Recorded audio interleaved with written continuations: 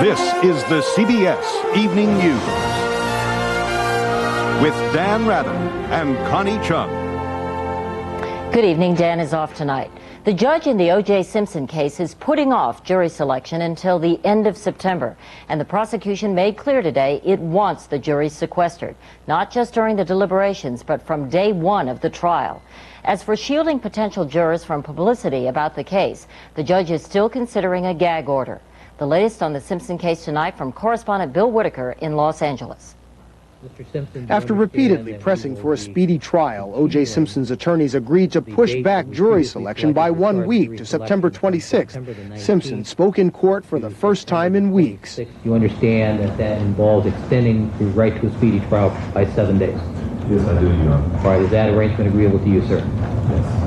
Earlier, Judge Lance Ito dealt Simpson's defense team a blow, ruling they could not review the personnel files of LAPD detectives Philip Van Adder and Mark Furman, two investigators on the case whose credibility the defense wants to question. Yesterday, he denied them Furman's military records. But the main business of the day was to ensure that both sides are informing each other of witnesses and evidence as required by law.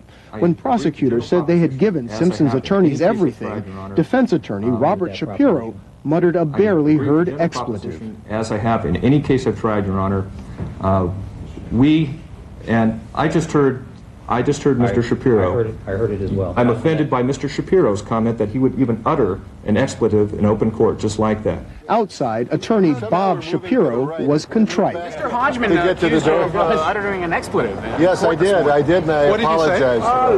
I used my initials. There were no more expletives, but plenty of fireworks, as when Shapiro asked prosecutors to hurry up with DNA tests on one of the bloody gloves. Complaining about the delay is kind of like a child killing his parents and complaining that he's an orphan. But by far the hottest issue of the day was Judge Ito's controversial proposal to seal all motions and gag everyone associated with the case so as not to pollute the jury pool. An attorney for the news media protested the draft gag order was a violation of the First Amendment and unnecessary. And the United States Supreme Court has said as recently as 2 years ago that jurors can set aside what they hear in the press, what they've been told prior to being selected as jurors, and can fairly and impartially rule. Judge Ito said he'll decide on a gag order later. The judge is looking for a solution to a problem that maybe cannot be solved. And that's the problem of how to control all the people out there who have access to information that relates to the O.J. Simpson case. Now, one bit of information we still don't know for sure is what's inside that mystery envelope. Now, the judge said he needed to have a witness list from the prosecution before he could decide whether to reveal its contents. Then Judge Ito said he was going to take a couple of weeks vacation before this expected lengthy trial begins. Connie? Thank you, Bill Whitaker in Los Angeles. The tide of Cuban refugees is surging again in the Straits of Florida. By mid-afternoon today, the Coast Guard had picked up more than 1,400 Cubans on homemade boats and rafts. The new rush comes as U.S. and Cuban diplomats prepare for talks on the crisis. CBS News correspondent Giselle Fernandez has our report from Havana. The 5-member Cuban delegation expressed cautious optimism this morning as it left Havana to begin talks with U.S. officials in New York tomorrow. Before leaving the country, the head of the delegation, Ricardo Alarcón, told CBS News there can be no agreement if Washington insists on talking only about immigration issues. They will not solve this problem unless they are prepared to really seriously address the fundamental issue, which is the embargo. Alarcón says thousands are taking to the seas because of the economic hardships imposed by the 31-year trade ban, not because of government repression. Still, Washington remains firm in its demand. To end the embargo, Cuba must adopt substantial democratic reforms. If the president here still has such widespread support, why would not the Cuban government agree to hold national elections, put Fidel to a vote? We have national elections, Cuban national elections.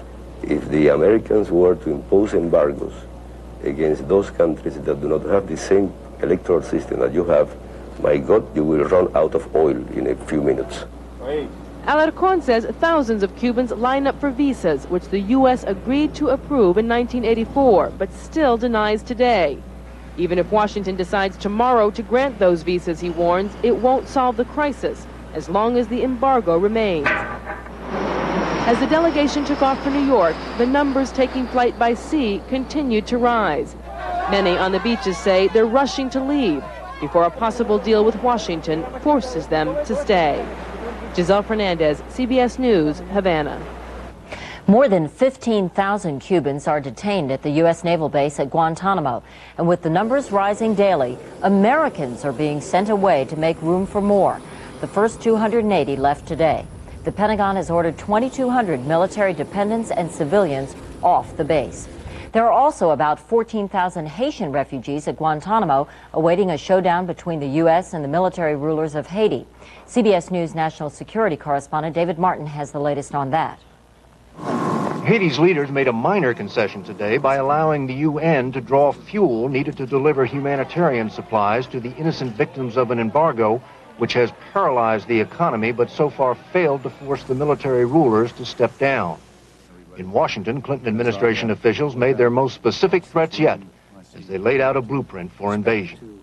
The size of the force required by the United States military initially could be in excess of 10,000. We want to have a situation where the force is so overwhelming that the possibility of casualties is minimized. If General Cedras and his colleagues are still in Port-au-Prince when the multinational force goes in, I think it's a dead certainty that they would be apprehended and turned over to exiled President Aristide, who would return to Haiti within days of an invasion.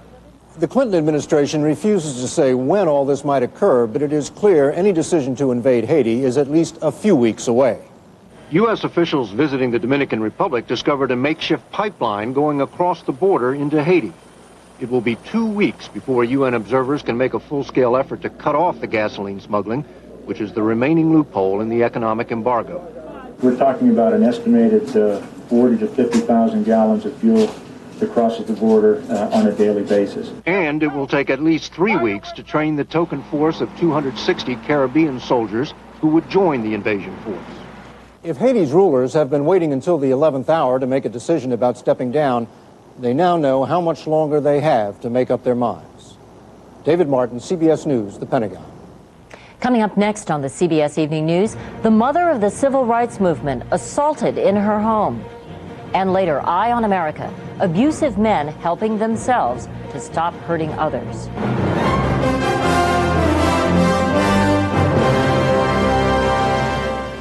How do green thumbs keep veggies fresher longer?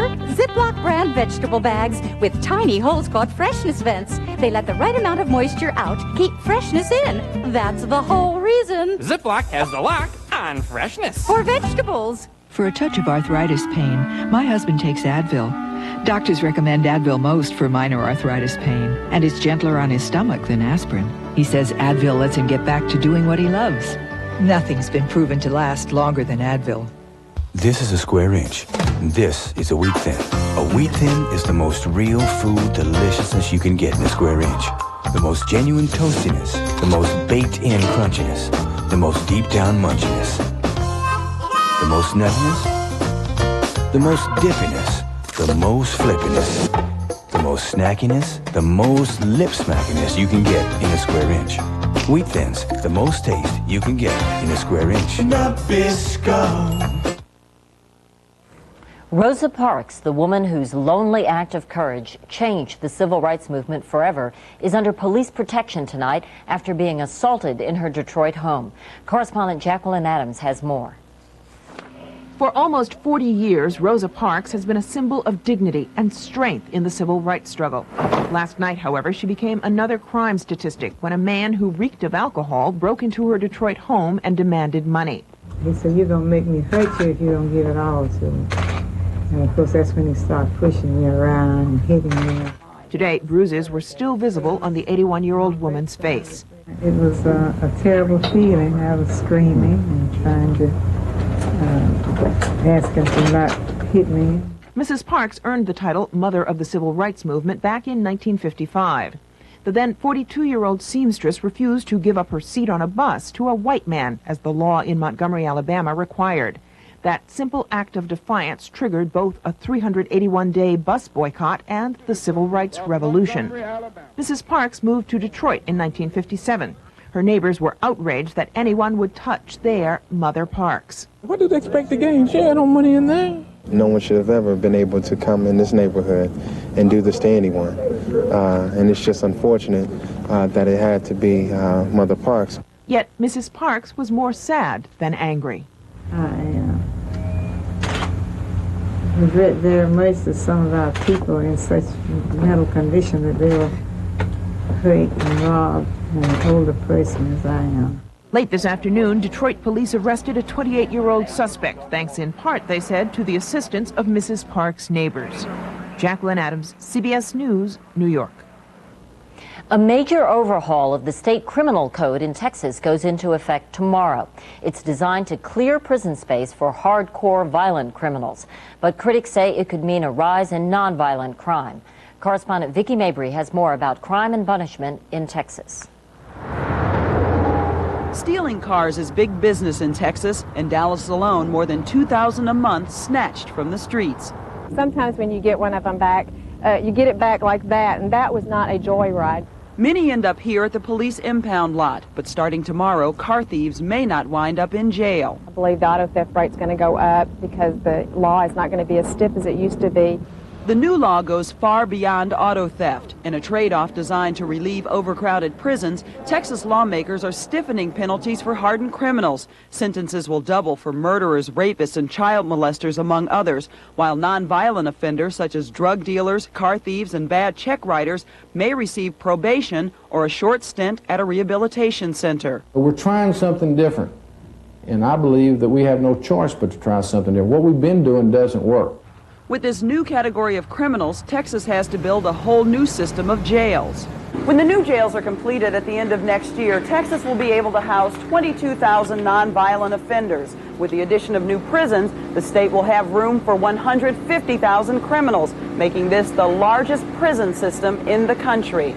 And one of the least effective, say some critics. To reduce the criminal penalty to a mandatory probation, many of these people don't have a lot of respect for the system now, and they may even have less respect for the system afterwards. But with the system adding new prisoners at an overwhelming rate, both sides agree something has to change. Vicki Mabry, CBS News, Dallas. There appears to be little reason for worry about the U.S. economy overheating anytime soon. The government reported today that orders to U.S. factories fell 2.3% in July, and the index of leading indicators, a forecast of economic activity, was unchanged after rising the previous 2 months. A mixed day on Wall Street, more winning stocks than losers, but the blue chips were down, the Dow falling nearly 4 points.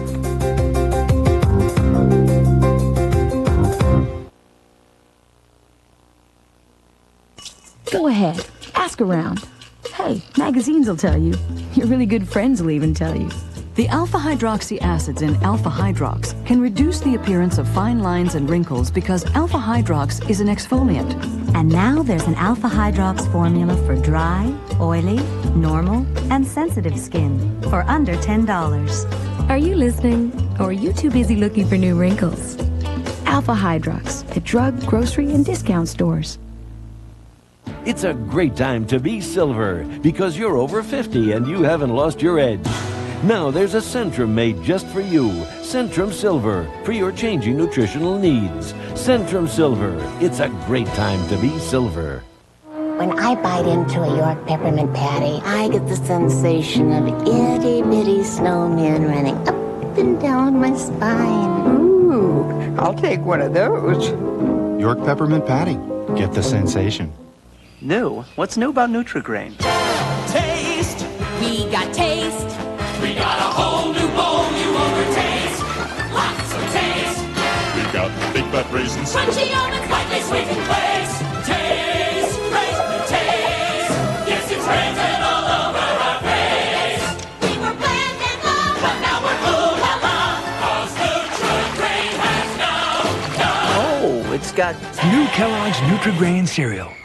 How much do you know about Prozac? Millions take it for depression, but listen to this.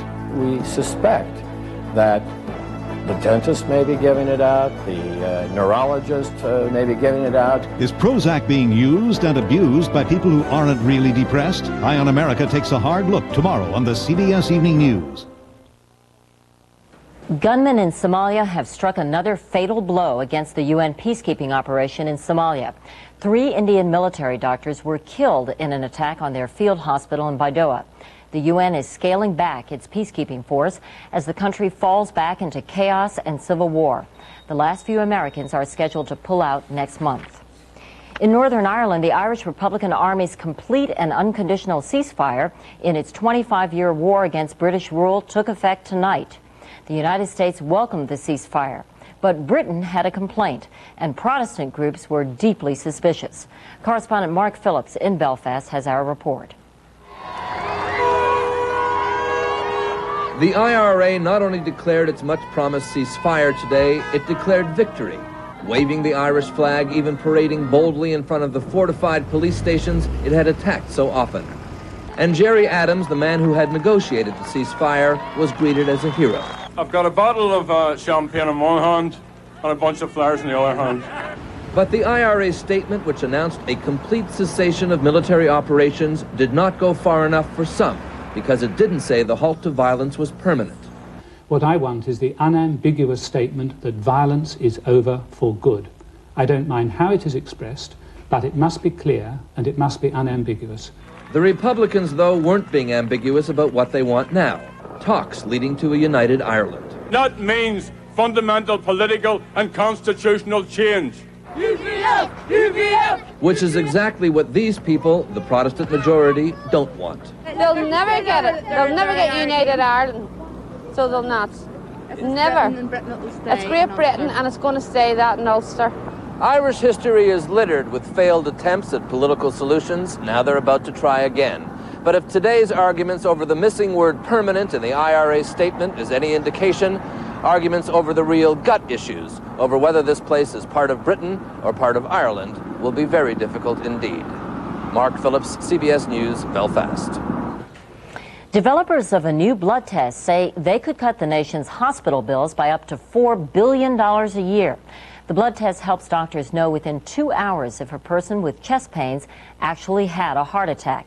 It currently takes as long as 24 hours to find that out. The test could reduce costly hospital stays for patients who've only suffered false alarms. Coming up next, Eye on America. Tonight, battered women, a new approach to stopping the abuse.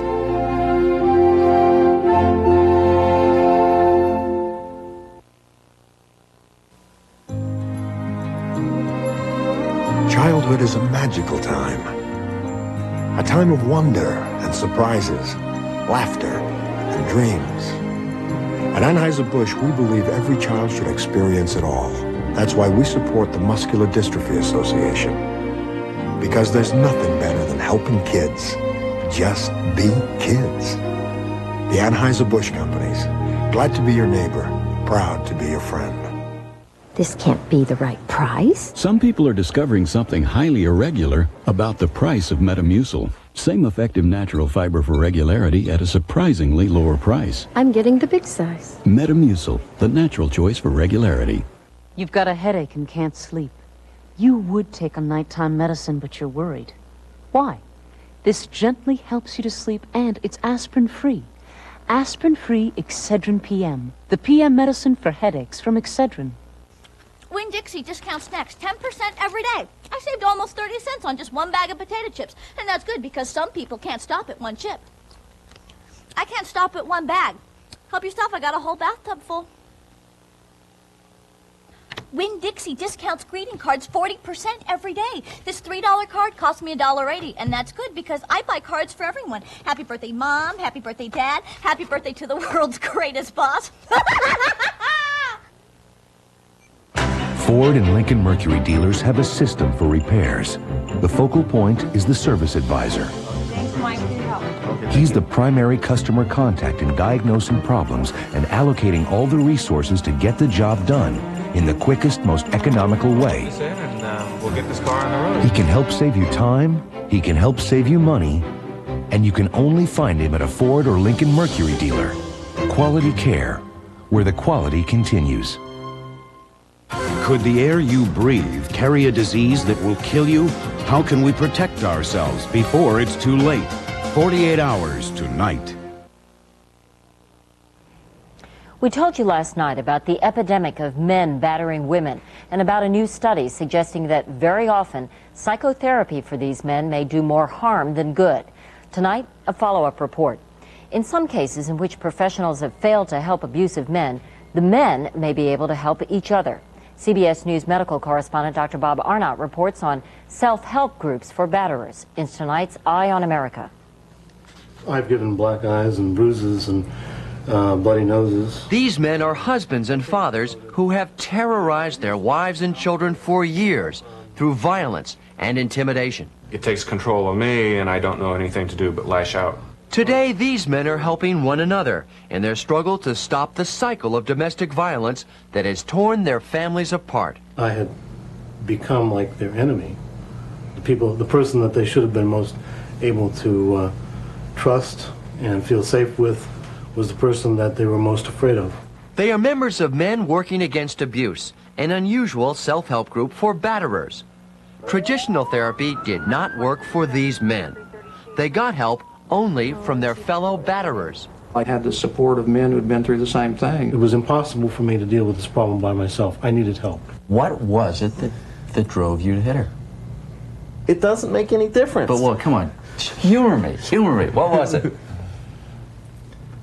We were doing the dishes, and we were arguing about something, and I dropped a dish and broke it. She yelled at you because you dropped a dish on the floor. Well, actually, I think I yelled at her because I dropped the dish on the floor. Something like, "Look at what you made me do." I mean, like I said, this was not well reasoned. In those seconds afterwards where you'd lost control, how did you feel?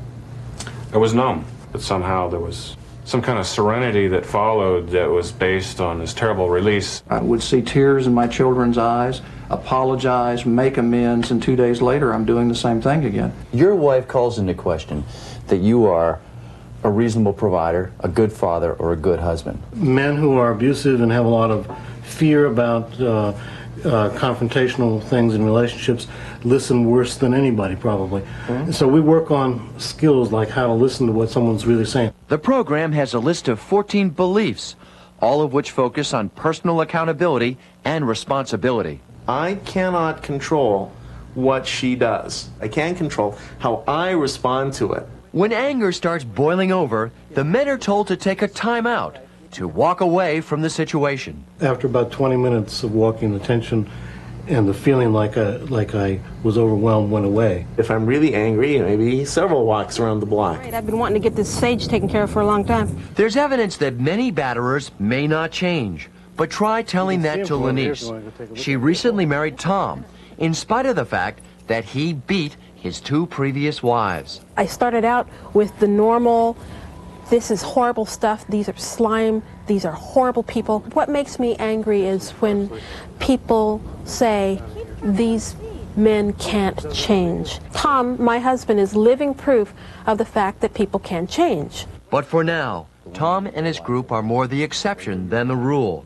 Domestic violence is on the rise, rising faster than groups like this can stop the crisis. In Seattle, Dr. Bob Arnott for Eye on America. Coming up on the CBS Evening News, the Russian Red Army says its last farewell to Berlin.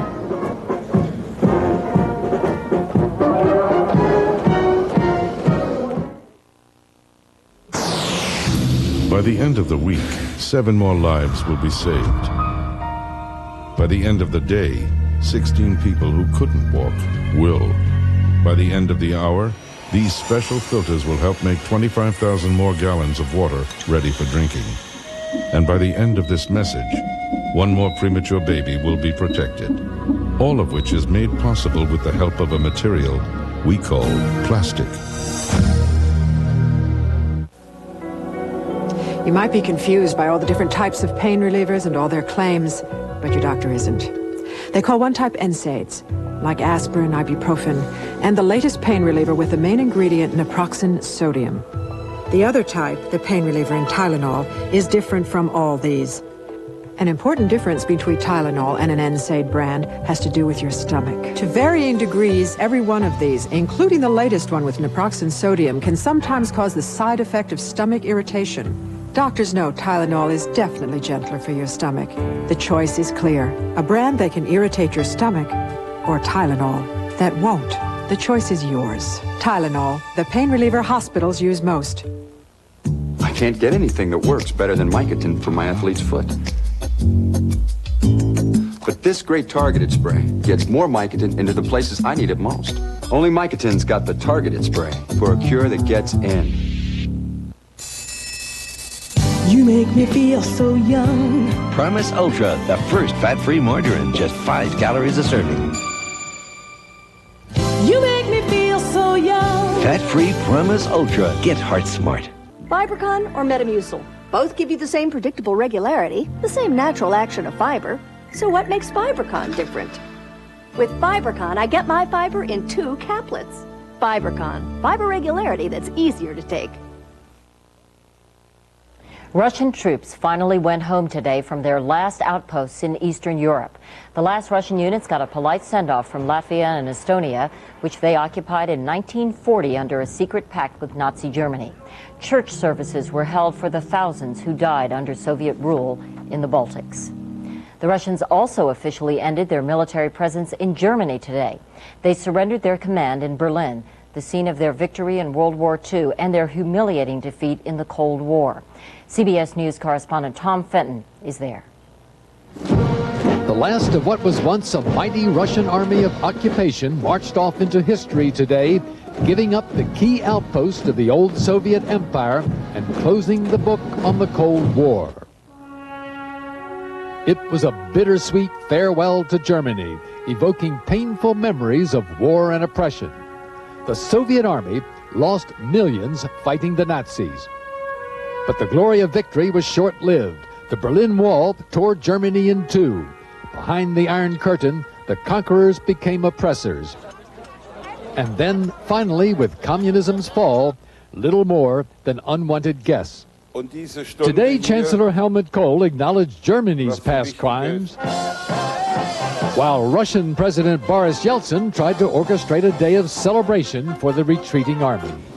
Although most Germans were willing to let the Russians have one last moment of glory, they are deeply relieved to see them go. 50 years with them in this country was enough. They and we have paid a very high price. The Germans wanted this to be a low-key, non-military affair. The Russians insisted on going out with their heads high and full military honors. But behind this pomp and ceremony is an army seriously demoralized and facing an uncertain future back home. The Russian soldiers are leaving like scavengers, carting off everything that isn't nailed down. Because whatever they had here, it's more than they will have back home.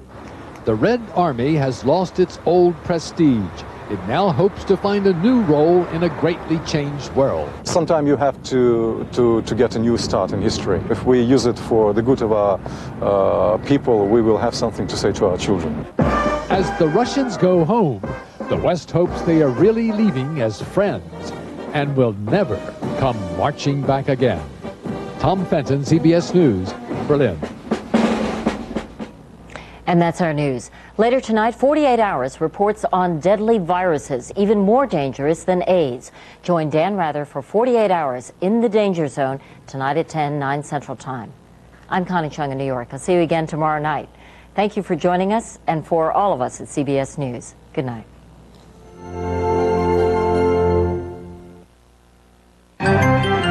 Experience CBS News. This is CBS. Now's the